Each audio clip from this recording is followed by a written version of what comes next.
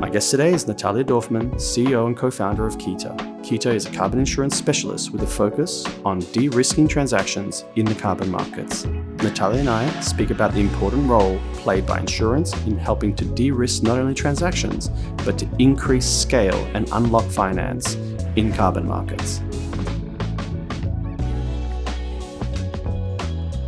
Natalia, thank you for coming today and joining me on the Carbon Exposure Project. It's a real pleasure to have you. Yeah, thank you. It's a real pleasure to be here. Yeah, it's great. I really obviously, we were chatting off camera earlier, and really excited to really talk to you about and learn from you essentially around essentially a nascent space, right? That's insurance and the applications that it has and the potential that it has specifically for scaling carbon markets. So if we can just start at like the beginning, I'd love to understand kind of the genesis for your business that you're leading called Kita. Can you give me a bit of background around how you came to this market and what was the genesis for the business itself? Yes, of course. And I suppose to do that effectively, I'll give you a slight background on myself and my co-founders. Yeah, absolutely. Let's do that. Because I think actually our combined experience really come into the relatively unique thing that is Kita. Yep. So in my background, long ago, majored in environmental science, studied the impact of climate change on tree growth, studied tropical field biology, etc. I then never really worked as an environmental scientist. I ended up doing 15 years business development strategy for international law firms. And I spent 8.5 of those years at the world's largest insurance law firm called Clyde & Co. And so that's where I really learned the insurance industry. And I would say, and this links into Kita, but we're working with lawyers and then working with lawyers who work with insurance companies, you really see how the underpinnings of insurance are embedded into global society and really the global economy. Yeah, and so, financial markets. Financial markets. There's literally nothing that happens that is not insured. And so it was understanding that made me a huge advocate for the insurance industry while I was there. Over time, I became global head of new business. And in that role, I led the business development strategy for the firm's climate risk practice. Okay. So this was working with insurance companies on how climate change was impacting their underwriting portfolio, their asset management books, as well as new product development. And also working with other clients, which ranged from commodities traders, oil and gas companies, construction, aviation, financial services, in terms of how the regulations and liabilities of climate change were impacting upon their business, driving net zero strategies and engagement with the carbon markets. Okay. So this was my background. I was doing this role and I loved it, but my job there was much wider than climate change. And I suppose we were learning so much, engaging with academics and scientists and regulators and clients, etc. And I got to a point where I felt like either I just sort of forget about this and assume someone else is going to deal with it, or I need to spend the rest of my career only focused on climate change. And so I would say at this point, I was not thinking I'm going to do a startup. I just wanted to spend the rest of my career focused on climate change. So I was looking at where can I pivot? I didn't want to work in law anymore. So I was looking at financial services. I was looking at corporate sustainability roles. And then just on my LinkedIn popped up an opportunity. It said, do you want to be CEO of your own climate tech? And I was like, sure. And that's the universe telling you something. Exactly. Yeah. And actually, Clyde & Co had given me a coach in that lovely way of corporates. I had a personal coach there. And she had said to me once, you're the kind of person who should work at a startup. So I sort of had it in my mind. And I thought, okay. And I looked at it, and it was an organization called Carbon 13.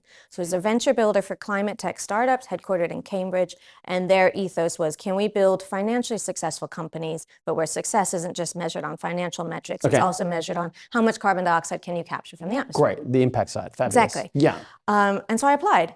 And then when I got to the interview stage, I would say I took it seriously. Until then, I hadn't thought I would have a chance, but I took it very seriously, and I realized if I get accepted, like this is what I'm going to do. But it's also the great unknown as well. It was, right? but it was a nice launching point. I think quitting my lovely corporate job to just start my business would have been too scary. But quitting it with the framework, it was a 9-month program. It had sort of 6 weeks of phase 1, 8 weeks of, it felt a little bit safer and like it'd be something on my CV. Kind of like an on-ramp. It was like an on-ramp, Yeah. Exactly. And in all honesty, I tend to have great faith in my own ability. So I sort of thought if I made it past the first 6 weeks, which was around finding a co-founder, I knew I'd be able to do it. Great. But I went into Carbon 13 in full honesty saying, I will do anything but the carbon markets. I was a little bit of a skeptic of the carbon markets at this Okay. point, from the way I'd Interesting. seen some of Clyde & Co's clients engage with the markets. And what I thought I would do was to be the CEO to some amazing like technical genius who was building some technology but wouldn't be able to market it or sell it. I thought that is where my skill set is. I could really help someone. And you had the business acumen, you Yes, had the exactly. legal underpinnings, all of And that I knew sort of how to stuff. manage a team. I know how to manage a team. I was like, I can help this technical genius sell, implement, and sell. But when I was there, and this is prior to meeting Paul and Tom, I was speaking to all these technical geniuses, a lot of people who had hard tech, and they were all talking about, as everyone does, I'm going to scale this quickly, this decade, I'm going to be this big. And I kept asking them this sort of question of, well, how are you going to get insurance? And like, if you can't get insurance, how are your financiers going to get insurance? Because I knew this insurance wasn't available because we'd spoken with all the insurance companies. And so I started to see the lack of insurance as a ceiling to scale for a lot of companies. So starting a new insurance company isn't rocket science. There's a well-trodden regulatory framework for how you do it. And I knew all the lawyers to help us. Right. So this is right around when I met Paul and Tom within the program. So when I was that, thinking, like, so this was time-wise? September 21, and I probably met Paul and Tom end of September. We were about 75 people in this program. And the point of the first 6 weeks was to find a co-founder. Got it. And so I was thinking I could do insurance. I could build an insurance company. And then I met Paul and Tom. Paul and Tom had come into the program already as co-founders together. They knew each other from NASDAQ. So Paul had 25 years in hedge funds. He was a quant. He built a hedge fund, he sold it, and then he built a kind of reg tech AI play for hedge funds that he sold to NASDAQ. And Tom has a degree in climate science, but he spent 15 years doing fintech product development, Bloomberg, NASDAQ, bond trading platforms, et cetera. And they had come into Carbon 13 looking at the carbon markets. They had an initial idea to build something like a Silvera, looking at data science, machine learning to analyze the quality of different projects. And they'd been spending a couple of years already looking at this. But they also had the skills to build insurance. We had a lot of overlaps in just our ethos and why we were doing it in our family lives. And so we decided to work together, and I sold them on the insurance idea. And so we incorporated Kita in December 21. And really the goal has always been using insurance as an enabler to de-risk these essential solutions in order to drive more financing to scale the high quality projects. And we think insurance plays a really important role, not as like a magic fix, but as an additional level of due diligence, a sort of stamp of confidence on your projects. And I think really importantly, someone described insurance to me the other day as, it's like hiring a consultant, but if your consultant is wrong, they're just like, oops. If your insurance company is wrong, then they pay out an insurance claim. So it really is ideally providing that additional level of quality assessment and risk management that can help drive more financing to scale high quality projects. But you said the magic word, I counted probably 5 or 6 times. You said risk. And I think that that's the objective kind of piece that has been lacking in the market. And so first, it's fantastic that you and your co-founders essentially met fortuitously during this process. But effectively, you're absolutely right. There's this kind of viewpoint in the market where a lot of proponents are talking about how to scale the market. And they're coming from a perspective of how to scale ambition, how to scale supply, how to scale the infrastructure, and then ratings, quality, et cetera. But risk has been effectively neglected until you guys kind of came into this space to look at it. And when I speak to financials in particular, right? So large banks, they have the ambition. They want to leverage their balance sheet. They want to effectively unlock either the debt financing or through other means, right? Through offtakes or otherwise. But risk is always their rate limiting step, right? So they can't effectively transact in these instruments because of the lack of regulation. So that's one layer of risk, right? Until there was futures contracts and the CFTC effectively had signed off on the NGO and the GEO contracts. And that effectively ushered in 2021, around time when you guys came in and kind of the genesis of your business, the market was really at an all-time high, right? And that was because of that kind of unlocking on that risk side. But now, obviously, given the broader macro environment and what's been happening, there's been this essentially sell-off in the market and market prices have come down. There's a lot of other systemic risks that have been identified effectively. And I think that insurance can play a key role to help to provide effectively the insurance and the de-risking of those areas. And so maybe we can kind of touch on that. Yeah, of course. There's a number of areas that I'm conscious of, like, for example, buffer pools and the work that you guys have recently published around that potential. I'd love to dive into that.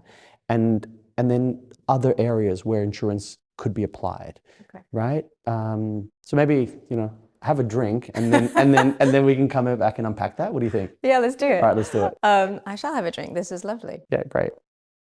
So, Natalia, coming back to this, the issue around de-risking and what insurance can provide.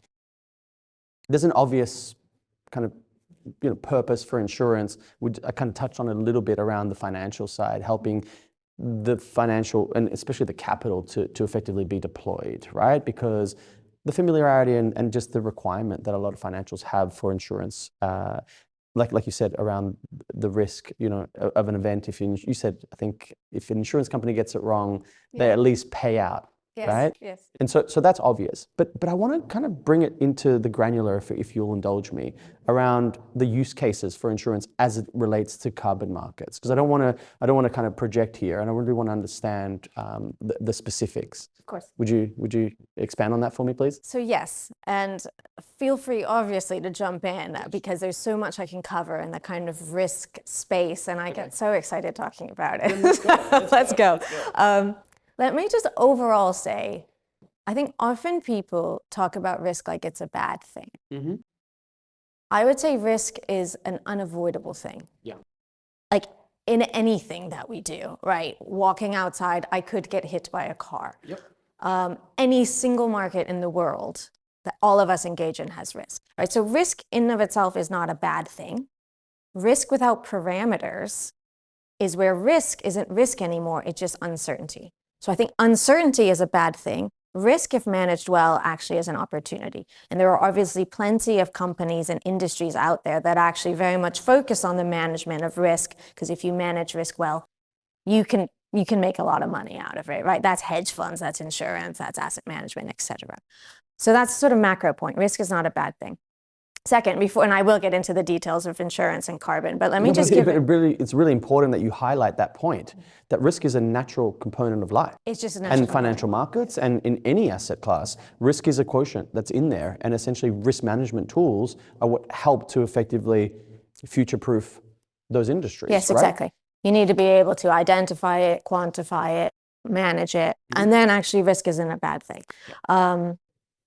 In terms of just insurance, actually, I think something that people don't tend to realize when they're not in, carbon is a bubble, but like insurance is a bubble. Sure. But it's actually, I think most people don't realize how truly nothing happens if it is not insured. So actually, the financial crisis was a good example. You had an insurance company that was hitting some financial difficulties at that point in time. Yep. And this insurance company actually insured the majority of the world's airlines, so the planes. And there was a sort of point of crisis when you had these airlines realizing if this insurance company goes out of business, none of our planes can fly. Because no plane in the world is going to fly if it's not insured. The bus doesn't go, the train doesn't go. If you're building a satellite, right? The company building the satellite can't spend millions on something that might blow up, so they go to their bank for a loan. Mm-hmm. The bank says, I'm not going to give you millions on something that might blow up. That's crazy. So how do you launch satellites? Yeah. But one of those entities goes to an insurance company, and that insurance company looks at the risk, they price the risk, they set the parameters of how they can manage the risk, and then they share it with other insurance companies. So a risk that is insurmountable for one entity gets shared out across the insurance industry, and it becomes manageable and becomes a day-to-day risk that you can quantify, put on your balance sheet. Right? It helps people move forward. And there's a fee service, as you said, in terms of the premiums, et cetera. Yes, exactly. And now it's price of doing the business, but effectively it's no longer a barrier. Am I correct? And it's an enabler. It helps you get better cost of capital. It helps you to manage your risk, et cetera. So I think within the carbon markets, and I will say there has been insurance in the markets. Like I know people who had insurance products in 2005, 2006. Sure. Parhelion has had insurance on the market in the California compliance market. I was going to say, but it's mostly been focused on compliance markets. It's mostly been compliance. Because of the liquidity quotient and then effectively the ticket size. Exactly. Right? Exactly. Yeah. But so, not to date, to my knowledge, on the voluntary carbon side. Yes, exactly. I just always like to frame that. Sometimes people say you're the first ever, and we're not. Sure. But we are one of the first movers on the voluntary market. In the voluntary market then, so again, going back to the kind of macro point on risk, I often hear people talking about and I say, I'm a big proponent of better standards, quality guidelines, data transparent. All of these things are essential, and they're real drivers to enable insurance. But sometimes I hear people talking about them as if they're the fix to all things. And if only we had more transparency and better data, then there would be no risk. I would say that is not right. Completely. Because it's a moving target, right? Yes. You can only incrementally improve over time. And also, you always where's just the end have goal? risk. So I tend to think of it as, if you think of it as, and this is similar to any kind of, I know, actually, I don't think carbon is a commodities market. If we look at it like a commodities market. It's got elements of commodities, but also it's very similar to fixed income. Yes. And also in equities, where there's this bifurcation and specification at the project level, but at a security level, there's this kind of commonality, right? Depending on standards, et cetera. So it's effectively a hybrid, is kind of where the market's going. Yes, agree. Yeah, we can come back. Let's come back to that one, actually. Yeah, let's. I'd love to hear your thoughts. But we digress. So now back to the risk perspective, I think of it as, let's say you're an oil and gas company, right? And you could compare that to a carbon removal company or a company planting trees, what have you. The actual company doing the doing has tons of risk. So let's stick with, say, afforestation. So, if their trees burn down, they need to pay more money to get new saplings to plant, right? If their contracts are broken, they might default on their bank loan. If they have a supply chain disruption or a fraudulent incident, they have a lot of just operational and physical risks that might befall upon their company. Like any company, they're actual risks to the business. So you can insure those risks, take away that kind of fear level of, if this bad things happens, we can't survive. Insurance is there to build resilience. So there's a lot of insurance just for the actual company doing the doing in the carbon markets. Then you have at the underlying basis, effectively the proponents in the market can actually be insured. Exactly. Okay, great. Some of that insurance should already exist, right? If I am a forestry project developer, I could insure my trees for fire. Probably what's been missing is, can I insure my trees for the carbon value within them? So I might be able to insure them for the timber value in order to replant my saplings. But I've also lost the intangible sort of carbon, and that's what's not insured right now. But you have a lot of insurance needs for the actual project developer to help them to manage their ongoing operational risks. You then have the buyers. And they have the risk if they're forward engaging in the market, which is really where Kita comes in. They're in essence investing in something today that they might not receive for multiple years. Okay, so like a shortfall kind of insurance, or contract level insurance. Exactly. So that's what Kita does now. The delivery risk, you might not receive your carbon due to physical risk like natural catastrophe, counterparty risk like fraud or negligence or insolvency, or carbon risk like the carbon standard being invalidated or its methodology changing, or there being something wrong with the baseline. What about timing risk? Because I think that's a material thing that's happening right now. Are you guys looking at the timing? So for example, and I'll quantify this, there's significant delays due to the pressures on the standards themselves in getting the high throughput of the project certification outcome. So this morning, anecdotally, I had a former client reach out to me and say, hey, listen, this delivery is 2 years in arrears. Can you give me some advice in terms of how we proceed here? Is this a force majeure situation, or do you think there's a likelihood event that we act in good faith to ultimately work with the project developer to have a delivery, but ultimately, we have obligations and we need to either find a replacement or move on. So I'm just wondering, how is that something you're working on? And then if so, how do you price that? That's actually something we cover right now with our delivery risk insurance product. So carbon purchase protection cover. It would ensure. I'll put these guys in touch with you after this. It would insure the buyer or the investor who's putting money up front into a project against the risk they don't receive their verified carbon credits. And one of the reasons would be due to a delay. I will say, insurance will always have safeguards in it. So it wouldn't just be that there's a delay day one, they come to us. We would be a backstop to the carbon contract. So we'd be looking at what happens in the carbon contract. Do you have an accepted period of delay written in? Okay, so we were talking about effectively the risks to the buyers and the sellers, right, from this perspective. And we touched on a little bit around how to unlock essentially the ambition and especially the private capital from the financials. So can you continue to kind of expand on that side around the importance and the opportunity that insurance essentially brings into the market? In terms of helping to unlock the private sector capital for this market, first, I think of it in two sectors. One, I'd say the investor, the financier, and one, the end buyer. Sure. So Kita right now, we're broadly engaged in the forward market. We're broadly engaging with the investor, the financier, although there are some end buyers who also come in, but I'd say broadly speaking, we're talking to that kind of financial player. Okay. And so in terms of how I see insurance really being an enabler is one, to get greater scale. So we speak to teams that have been investing in the market. Of course, the market has been functioning obviously for many, many years. Yeah. So we speak to teams a lot who are very experienced, but have been investing at this level and have had some freedom to do so.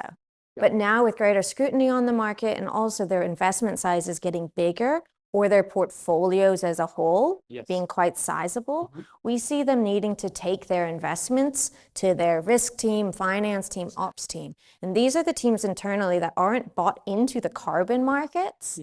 And so they're looking at the deals purely from a deal perspective and they're saying, okay, how much CapEx are we putting in? When's our return? Often they're then saying, this is nuts, right? We're looking at long-term returns and a company that's maybe an SME in a developing country. Where's the risk mitigation? Sure. And that's when we often get people coming to us to say, actually, I sort of need to buy insurance. So that's one reason. Another reason is, again, as the deal sizes are getting bigger and the market's looking more sophisticated, and particularly looking at carbon removal projects, and the CapEx is really high. People want to not be using their own balance sheet, right? People want to be going to banks and lenders. Essentially leveraging their balance sheet. Exactly. Of course, makes a lot of sense. And again, the first thing the bank's going to say, what happens if this doesn't work out? Where's the insurance? And so we're working on some of these more structured type financings that, again, those things just don't really work without some form of insurance protection when the counterparty isn't creditworthy. So I would say the majority of counterparties in the market aren't right now. That's a key risk, especially on the financing piece. Exactly. Absolutely. And But insurance mitigates that. Yeah, it can sort of provide a credit wrap because so Kita, for example, we're backed by Lloyd's of London. We're under the Lloyd's of London regulatory umbrella. And so we can use their credit rating, which is very high. And so it provides a credit wrap because if the investment doesn't work, the counterparty fails to deliver, the insurance steps in and the insurance is providing a creditworthy counterparty. So I think that's huge. And then going on to that end buyer point, I think for them, often it's really a reputational risk point. Maybe less around, am I going to get a return? Am I looking at the financial metrics? More around, I really need carbon for my net zero strategy. To substantiate my claims long term. And I'm very worried around the reputational risk. And I'm worried about that invalidation, reversal. Maybe I don't understand how the buffers work. So can you just protect me? It's kind of a vague wish for protection. But it's being led by the market right now. So can we dive into that? So there's a number of points that I really want to effectively unpack with you. So the reversal risk. I think that topic is now very front of mind with a number of high profile projects essentially being kind of flagged, let's just say, for a very kind of nice way to put it with regards to the standards, and effectively being just recently pulled from delivering to futures contracts because of their reversal on the CCB accreditation. But we've got situations where in one case there's an overcrediting risk, and that's being quantified, and that's going to have an impact with regards to the buffer pool. Others potentially on the reversal risk. So if now I'm a buyer and I'm coming to you, essentially saying, I want to buy this insurance product to effectively provide me that certainty in this kind of, to avoid a negative outcome. How do you do that? How do you structure that? So I will say Kita's focus really right now is broadly speaking on the early stage investments. So more the ex ante projects and will they deliver. That is our real kind of USP. But we can do a product for the ex post credit. So again, looking at what you're talking about here for fraud and negligence. But what about reversal? I would say reversal for me, actually in insurance language, is very specific. It is an act that reverses the carbon going back into the atmosphere. So it's the fire, it's the natural catastrophe that causes an actual reversal, right? The trees burn down. That obviously should be covered within the buffer. I think what people are often worried about, and which in my insurance mind is not reversal, it's more the ongoing permanence and validity, is around the fraud and the negligence and the baseline risk, all of the other aspects that can go wrong within a project that, as you said, lead to an overcrediting or an invalidation of the project. And I really think of risks in the carbon markets, the counterparty risks, are one that insurance is very well geared to handle, and that is not currently well handled. It's handled in contractual On the arrangements. forward basis, I completely agree with you. I think on the spot, exchanges ameliorate that Yes, that's by true. providing escrow and encumbrance on the product, on the cash and product side. But you're absolutely right. On the forward, that's always been front of mind in terms of how there are solutions to this type of risk problem. So that's fantastic. But for the invalidation point, I think actually one important thing that we've recently launched is that if you have an insurance product from Kita and if you have a loss, we're now able to pay you your insurance claim and replacement carbon credits. Okay, great. As So well I was going as to ask you about the currency. Okay, so cash or cash product. or carbon. Okay, that's fantastic. So now essentially the buyer of that policy can effectively choose, depending on where the market situation is, what their preference is. Yes, Replacement exactly. like for like, or cash, depending on the value that was insured. Exactly. I mean, that'd be quite a valuable policy to have had, booked in early 2022, and effectively in case of an event, paid out this year in cash. Exactly. Makes And a lot I of think sense. about this often for the end buyers, so the end users of carbon credits. I think they are often given a very hard time in the press for doing the best that they can. And in the instance that something happens, it's not their fault, but they are greatly impacted. The ability for an insurance policy just to provide them a like for like. If you go back to that reputational risk perspective, it's a real ability for them to tell their story, I think, accurately. And at the time we bought this carbon, we did all the due diligence we could, we put in all the risk mitigation we could, and we insured it such that now we've had an unexpected loss, and we've been able to make it good. So our claim is still valid. I think that's a powerful. And I think that goes to the core of what's happening right now in the market, effectively this paralysis because of this risk aversion. But effectively by having these risk mitigation tools like insurance, it helps to effectively unlock those commitments. And now the corporates that are naturally risk averse are less reticent in this case. I think. Yeah, I hope so. I hope so too. Okay, great. So this is probably a good time to pause. I've had you talking for quite a while. Why don't we grab a quick drink and then restart?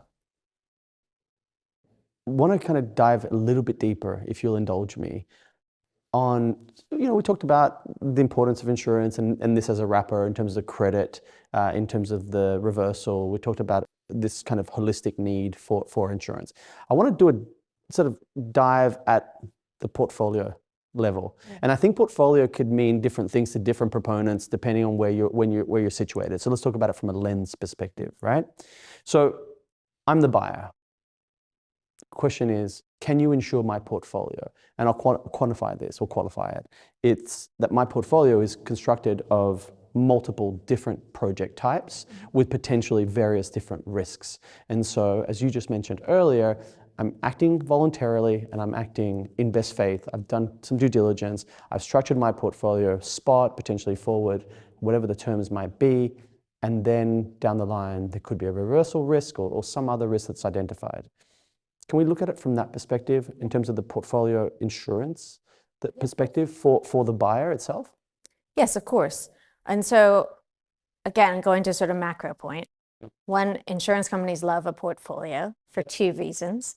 One is it immediately diversifies our risk. Insurance at the end of the day is portfolio management. If we're really aggregated, we only insure one thing in one country, one project developer, you have a loss and you're wiped out, right? Sure, because it's a concentration risk. Exactly. So we're trying to diversify as much as we can. It's hard as a new company, so thus a portfolio is a great thing.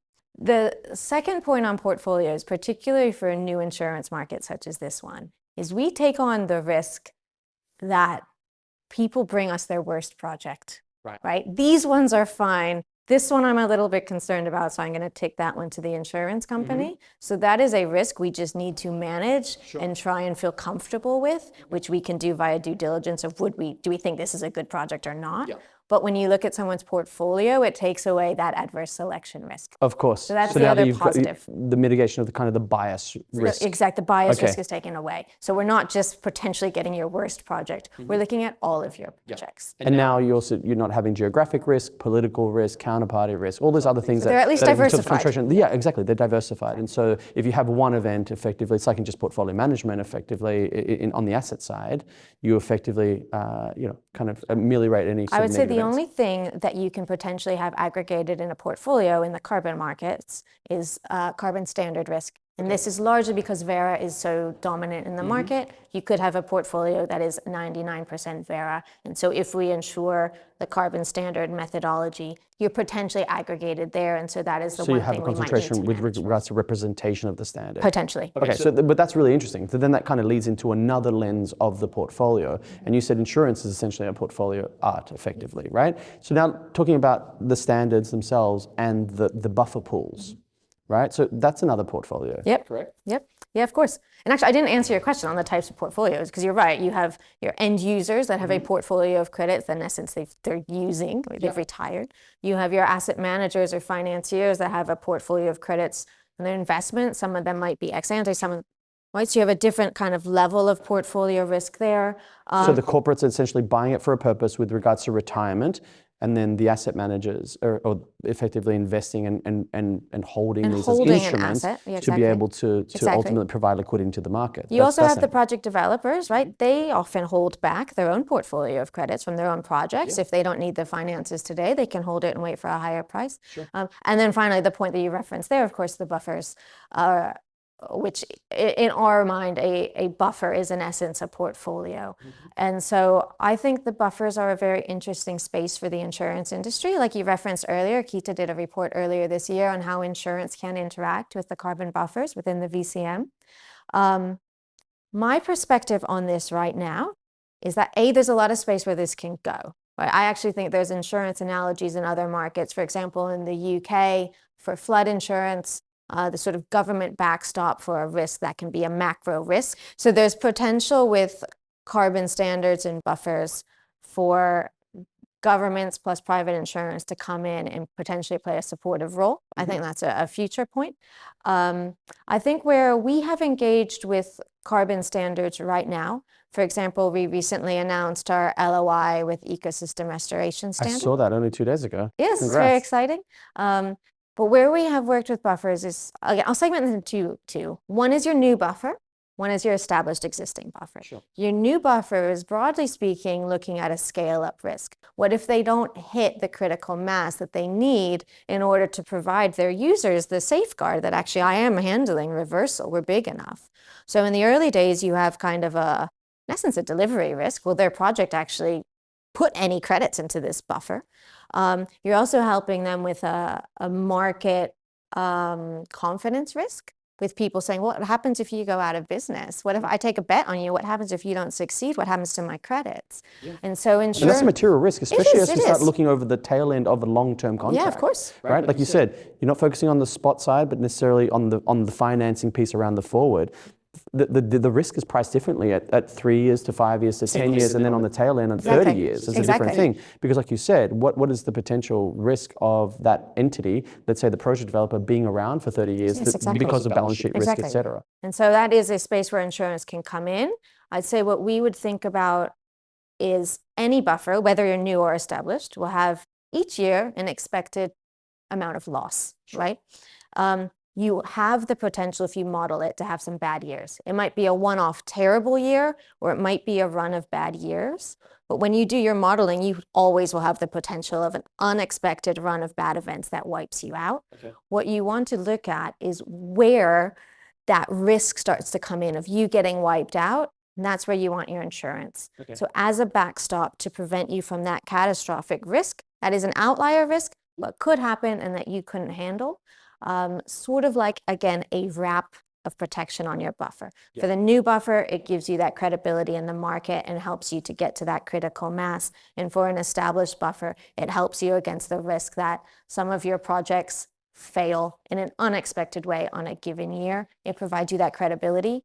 I think over time, particularly if carbon becomes more of a regulated asset class, where then it might become more of an administrative burden on the buffers. That's where insurance has the potential to come in and build up its own, or work with the buffers in terms of sort of management of a regulated pool of assets. Because now you have a compliance obligation, and now this provides that protection. But I think in the near term, our view is to work collaboratively with the market, not trying to take away something from people who are expert at what they do, but providing them a backstop. Exactly. Yeah, I think that that's the real opportunity here. Essentially, it's I'm a big proponent of this, that the market is essentially not an infant market, but it's an adolescence, and it's continuously growing and improving.